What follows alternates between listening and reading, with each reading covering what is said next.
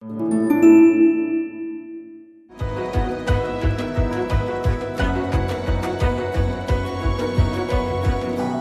are pleased to announce that this is our first in a series of episodes with our new partnership with Authority Magazine.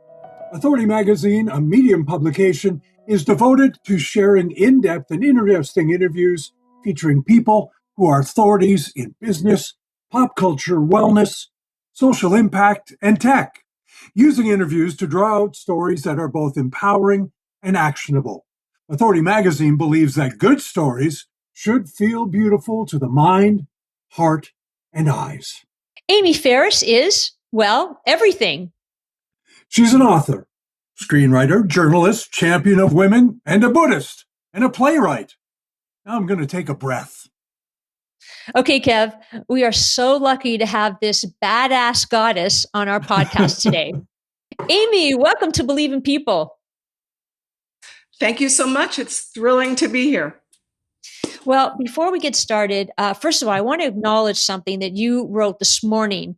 It was quite a scare, actually. You wrote that there's a hostage crisis standoff in your little town, which I don't know where that is, but you've mentioned that 30 plus police officers or vehicles surrounded a house about a mile from you, and there was this guy with a gun and a grudge and a family.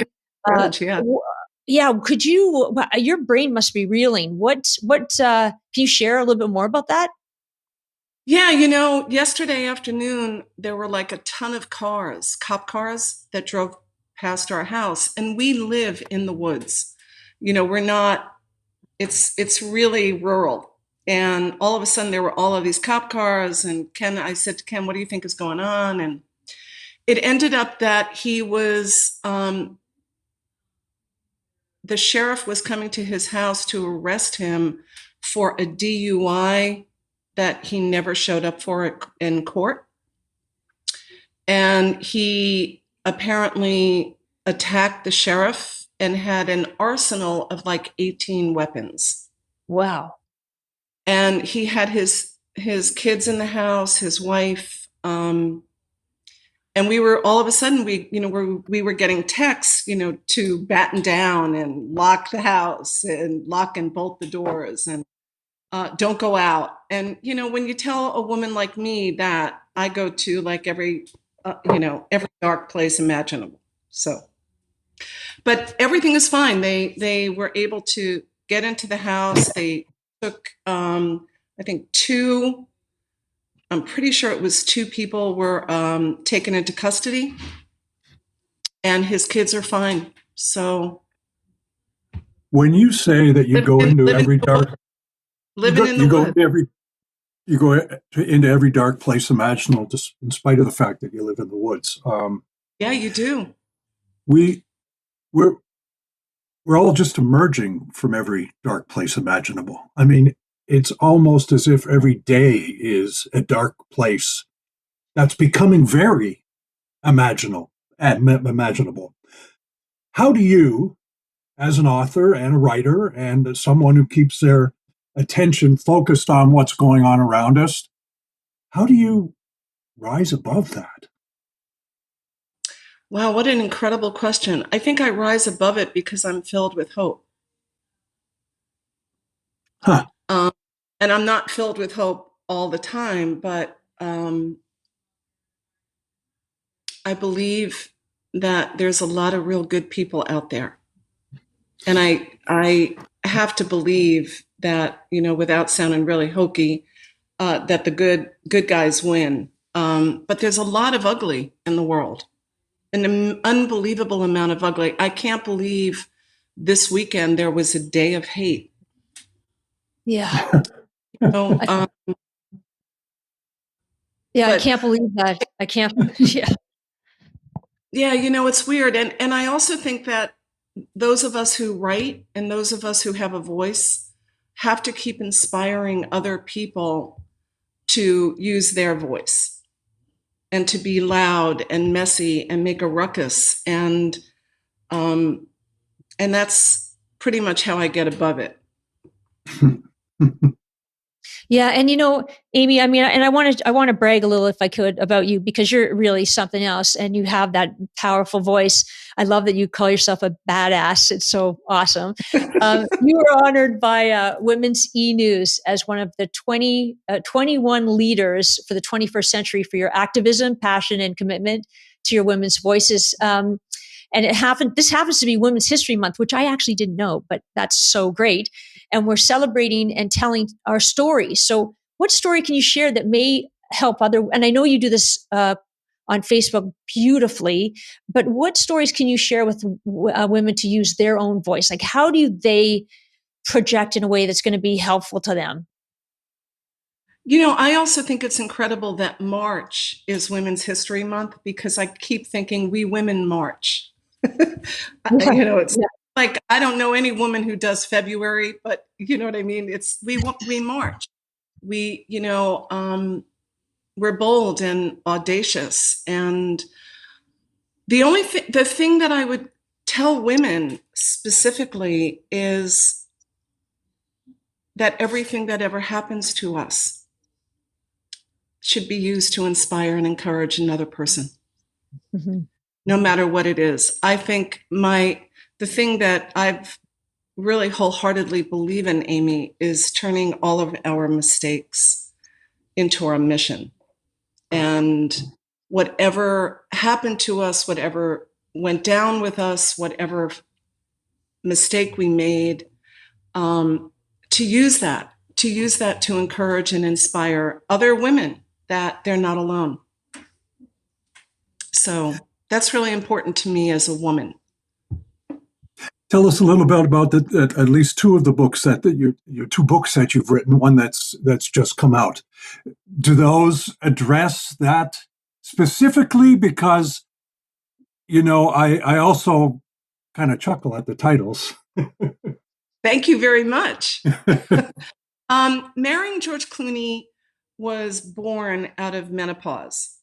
Literally, I was in the thick of menopause, and I was up in the middle of the night, and the very first thing I did was I Googled old boyfriends.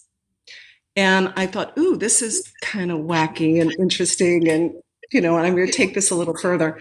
And so it became the foundation for marrying George Clooney.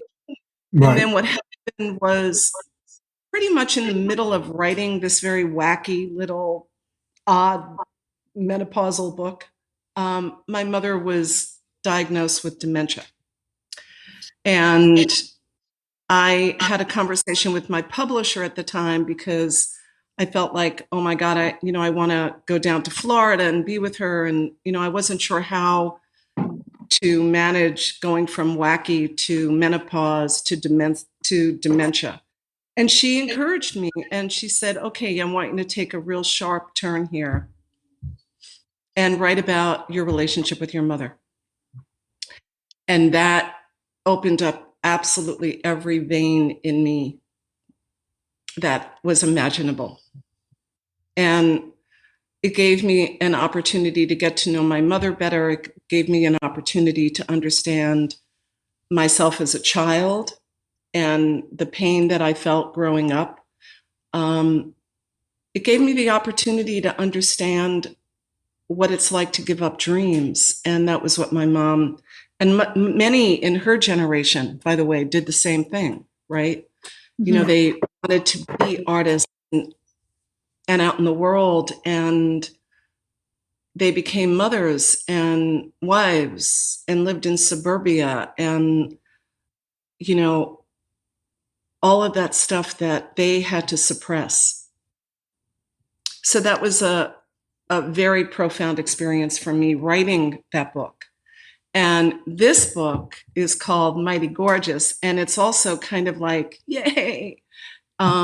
It's a collection of essays, which is very much about, it's like I've gone from marrying George Clooney to now writing about this.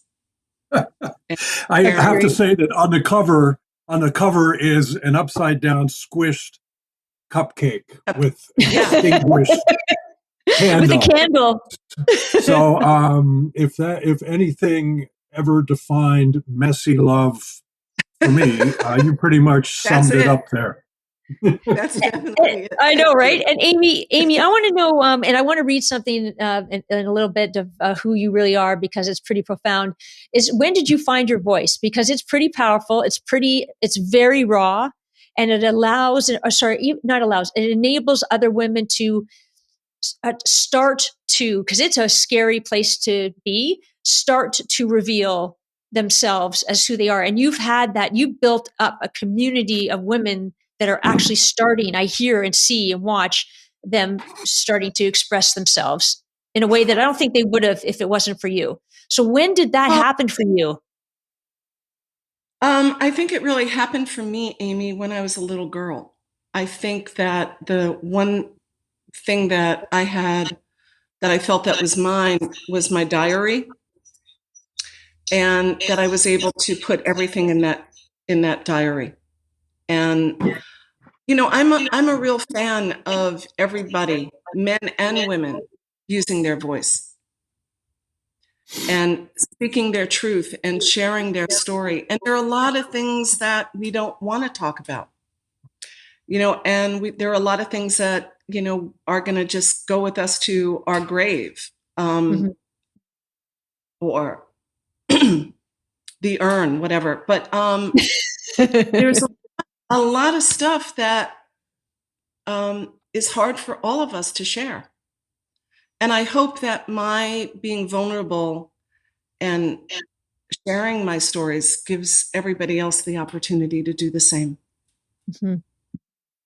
I got to ask you, however, there are a lot in our world that do a lot of talking without a heck of a lot of thinking going in it prior to opening their mouths. How do you combat that, or do you have to combat it? How do you confront it, or do you just avoid it?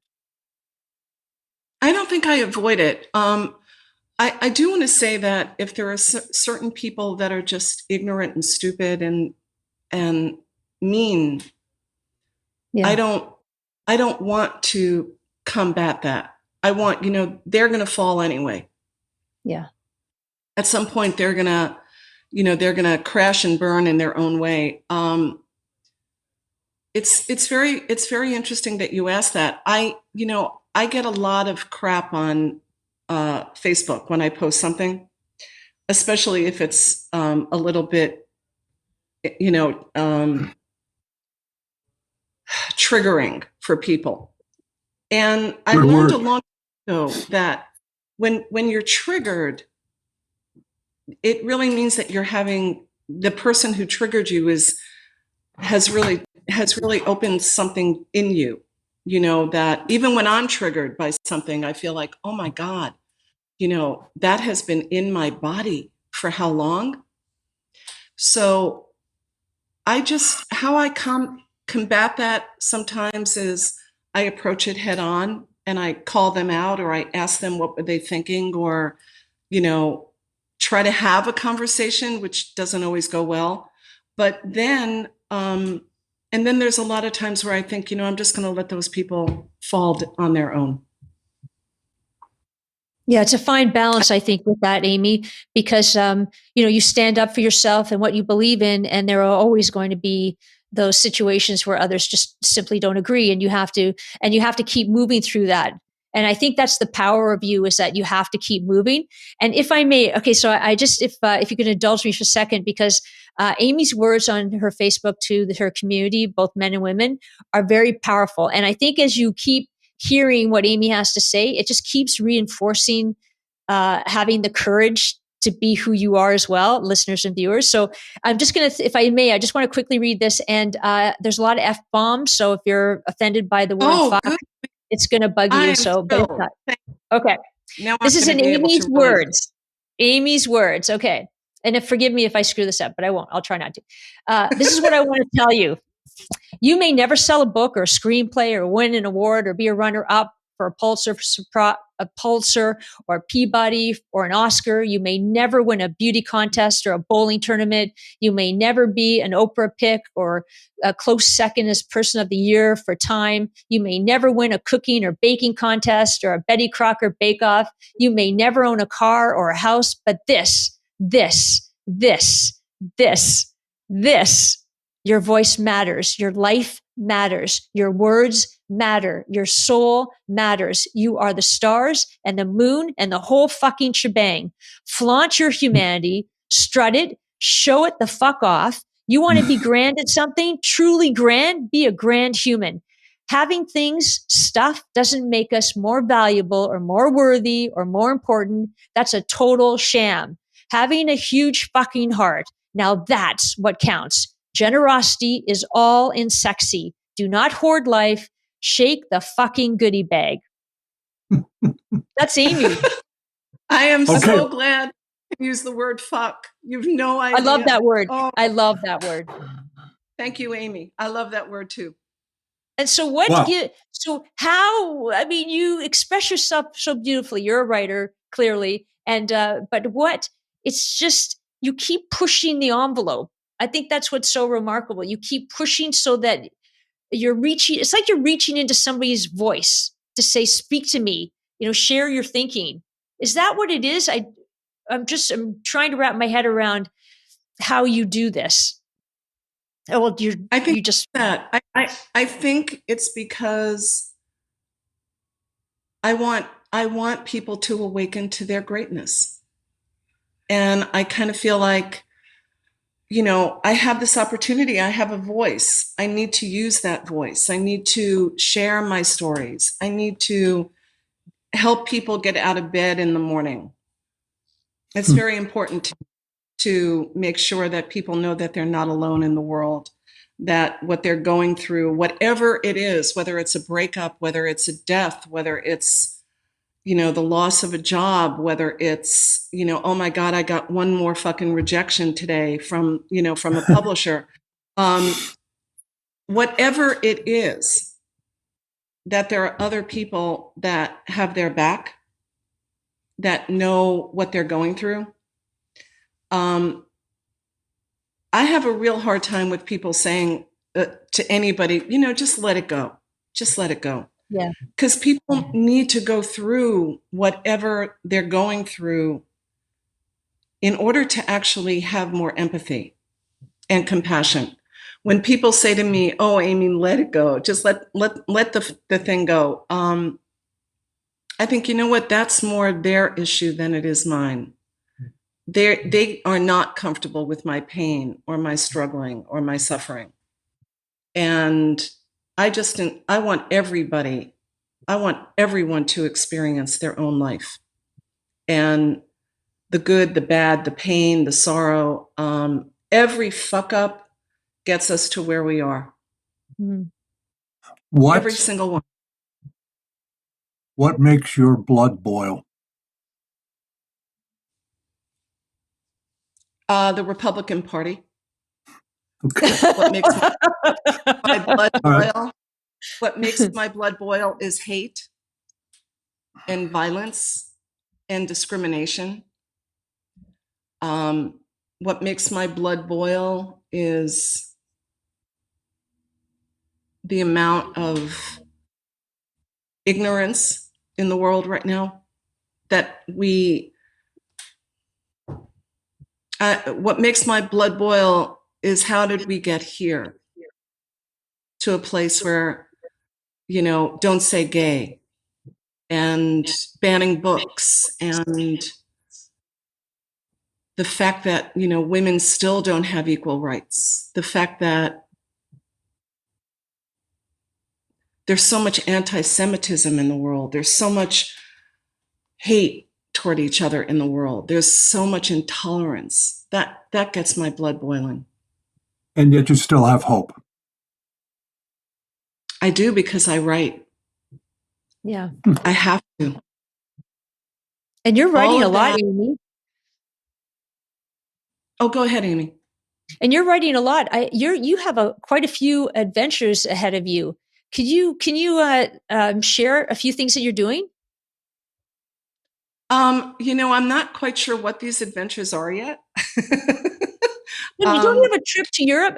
Aren't you doing a writers event in Europe? Yeah, that's actually in 2024. Fantastic. And I get to do it with Brooke Warner and a few other friends of mine who are going to be coming along to do that writing retreat, which is fabulous, actually. That all of that kind of manifested in the last week, and I'm going to do a lot of stuff with my book. I'm going to do a whole lot of stuff with that, and hopefully, continue teaching and working with women and helping them write their stories and share their stories out in the world. As the fellow who's the sweet stuff in between Amy 1 and Amy 2 here in our little podcast, I would like to ask the question: who the heck is Ken, and what is I Ken? Ken is the man that I married 30 years ago. Hello, Ken. Hello, Ken. Welcome, Ken, into my world. And I Ken was born out of a couple of years ago, actually many years ago. I had the computer on my lap in bed, my laptop, and he said, "God, I wish I was your computer." And so Wow. I started calling him iCan instead of iMac. So Ken can be frisky then. Is that what you're saying on occasion? Ken is adorable. There you go. Is one of the kindest and generous humans on the planet, and I'm lucky that he's in my life. Well, and I think it's pretty cool. I think it's pretty amazing that the two of you met. You have such a love story, and this messy, wonderful love story. And you met on the movie Funny Valentine. So you were a writer and he was a cameraman? No. We met on a movie called Mr. Wonderful. Oh, Mr. Wonderful. Oh, there you go. Yes. Oh, there you go. Exactly. There you go. Absolutely. And that movie I co-wrote. I was a co-writer. Vicki and I wrote it together, and I met Ken on the movie. He was the cameraman, and I was a screenwriter, and it was movie magic. It really was. So incredible. It was like love at take one then? No, it was kind of love at maybe take 10, but it was definitely love. It wasn't love at take one, but actually, Amy has a really funny story around how they met. I think she told him to fuck off at first. That was their first love thing, wasn't it, Amy? That's very true. And what happened was that Ken and I had kind of like we went to a bar, and then he said, "I'll call you," which is sort of like what every guy, "I'll call you," not you, yeah. And so it was over Labor Day weekend, and I, back in '92, we didn't have cell phones, so I kind of stayed glued to my princess phone, and he didn't call me. And, he said, "I'll call you," and he didn't call me. And I never really went to the set. I didn't feel like I needed to go to the set. And so Tuesday morning, I got out of bed and I thought, okay, I'm going to the set. And I went, and they were shooting on the 59th Street Bridge. Ken was up on a crane. And I showed up on the set and everybody was shooting, and there were, all of the people around the camera, and James Gandolfini was in the scene. And I stood there with my hands on my hips and I said, "You up there, you up there." I thought you were different than any other man, but you're exactly the fucking same. You said you were going to call, you didn't call, and all of a sudden the crane comes down, and Anthony Minghella, who was directing the movie, came over to me and said, "You have a set of platinum balls." And that was when I kind of knew that platinum was way better than gold. And anyway, Ken came off the camera, and he walked over to me and he said, "I'll never do that again." And He's been calling me. But that was what happened. It was kind of like I thought I waited an entire weekend for this motherfucker to call me, and he didn't call me, and I'm going to go now, and and it was great. It was a wonderful moment of my taking a stand for my life And when somebody says, I'm going to call you and they don't, especially when it's it's a guy that you like. And he was really able to come and own that moment. Well, he's a remarkable guy. Basically, it sounds like he was able to redeem himself. But I would also like to I'd also like to point out that story right there should be the plot of some movie with Sandra Somebody Bullock said in it at some point in movie land, times. Can I ask you? Can I take a right turn a little bit here and Go ask ahead. you? And thank you for not telling me to fuck off yet. I'm trying to be on my best behavior, but I can take it. But anyway, why Buddhism? Why did you become a practicing Buddhist? It really very simply. I was 19 years old. I was really, really having a hard time. And somebody turned me on to Buddhism, and I fell in love with it. And this is different than, reading Alan Watt in the quad. This actually really touched you. It did. And, I grew up in a Jewish family, and we didn't really practice. We weren't practicing Jews. We were occasional Jews. Like we would go to shul occasionally, and we would have Passover. But I think what I was lacking in my life was a connection to my own life. And practicing Buddhism gave me that. It made me feel, and it also gave me a community, which I was in dire need of. Yeah. And speaking of that community, Amy, so I'm really fascinated by, you have a powerful voice, you share your vulnerability, and we are hearing you loud and clear. And I see that more and more people, and I would say primarily women, just because as I'm reading your Facebook trail, that they are starting to evolve, and you're getting emails and, thank you, Amy. You've honestly, you've saved a life, and you have saved lives. So for you, did you get, when you were able to speak your truth or to become vulnerable, how did you get the reinforcement to continue? Because you could really get shut down. When somebody posts something and it's so vulnerable, and then they'll either come to silence, like no one will mention anything, and then they feel so shameful that they'll either delete it and then hide, or they'll just get out there. Like it's a tight wire, right?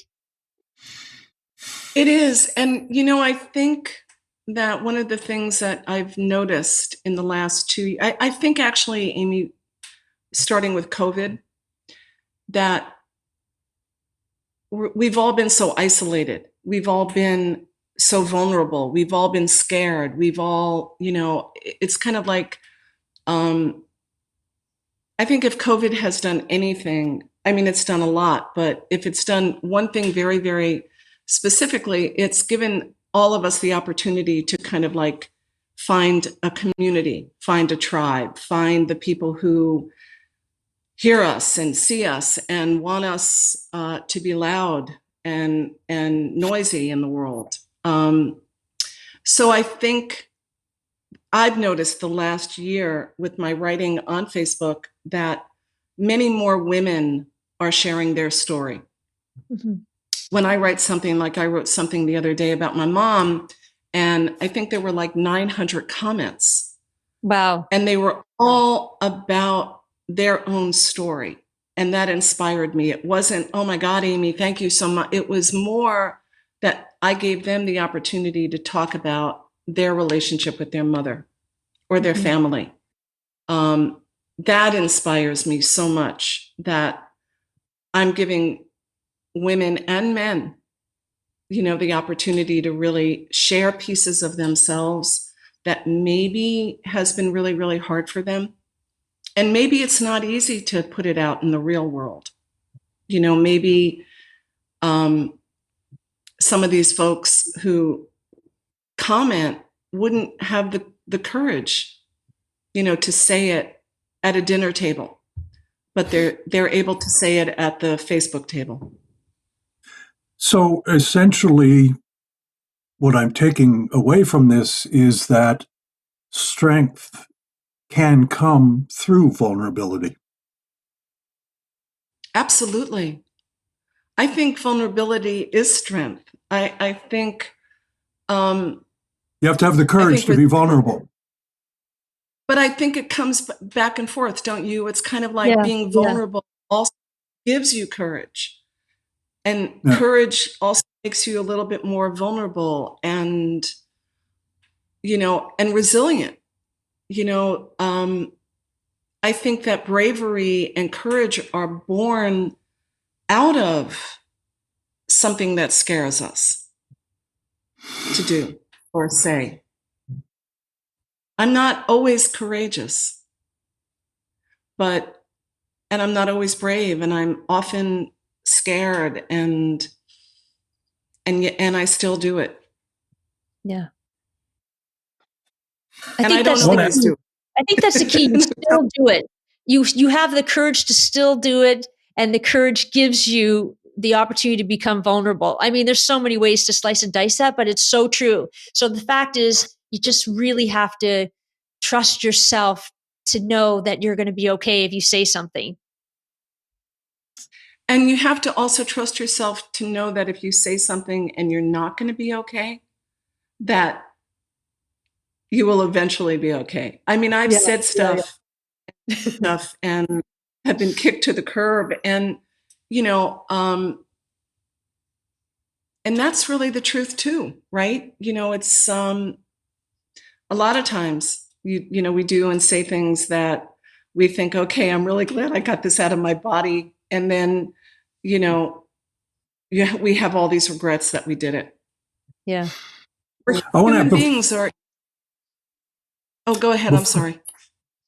No, I jumped in, but before we have sort of like a down pat question we ask every week. But before Amy asks you that, I want to ask you this. You mentioned something earlier about what happened to us all during COVID. And of course, it happened to me, you, everyone globally, no matter where you were. And you were talking about how communities kind of formed. And you spoke of that in a positive sense, which to me, I agree to some extent with that. But on the other hand, I have also noticed that people have become, oh boy, now I'm starting to run on, but people have become so cloistered as a result of that people often find themselves seeking out communities where everyone says exactly what they want to hear. And that can go down to what newspaper you read, what radio station you listen to, what cable news network you listen to, those sorts of things, where we've become so insular, which is the word I was looking for, that people aren't looking beyond.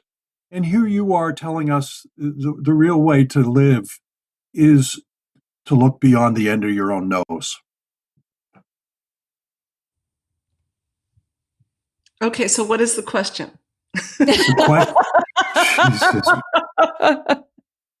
See, Amy, say yes. Can I just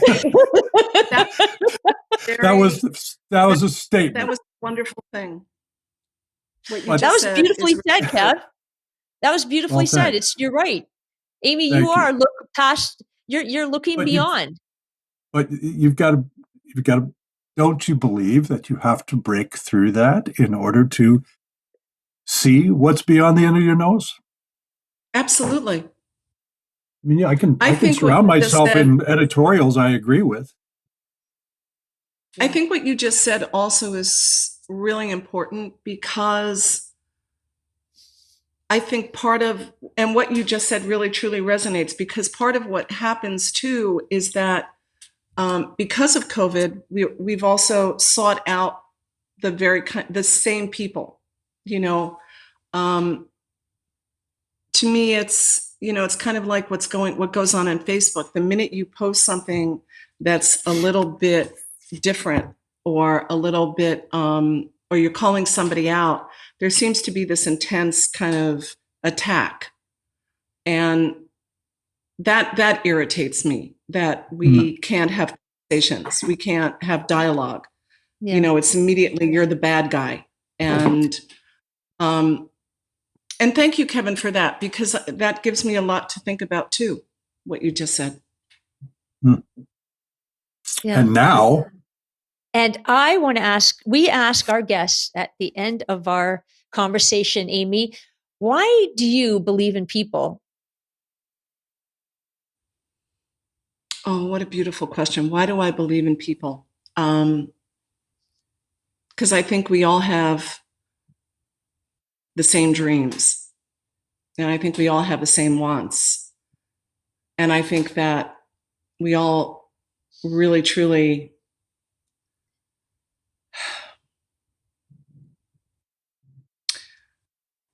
I believe in people because I think most people are really looking and searching for a piece of their own heart. And I think that when people do really awful things, and I'm talking about everyday kind of awful, not heinous awful. I believe in people who redeem themselves. I believe in people who say, oh my God, when I was, 14, 15 years old and really screwed up, that they want to make the world better. Yeah. They want to go out there in the world and share their experiences and make the world better. And I believe in people because I think that without people, I don't think our hearts would beat. That's powerful. Amy Ferris, thank you for being with us.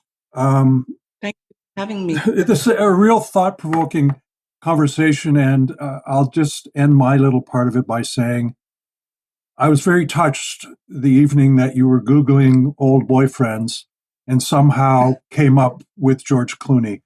Perhaps People Magazine would like to find out more about your relationship with George Clooney and all the other A-listers that you dated over the years. But I'm very glad that you settled on I Can. And I'm sure I Ken am so is. glad I settled on I Can. And I think it's pretty remarkable that George Clooney married a woman with the AM, right, Amy? Yeah. He was looking for Amy and he settled for Amal. I mean, I don't think he settled. I think she's mighty, mighty, mighty extraordinary. But I think, the AM thing, right, Amy? Yeah, absolutely. I concur.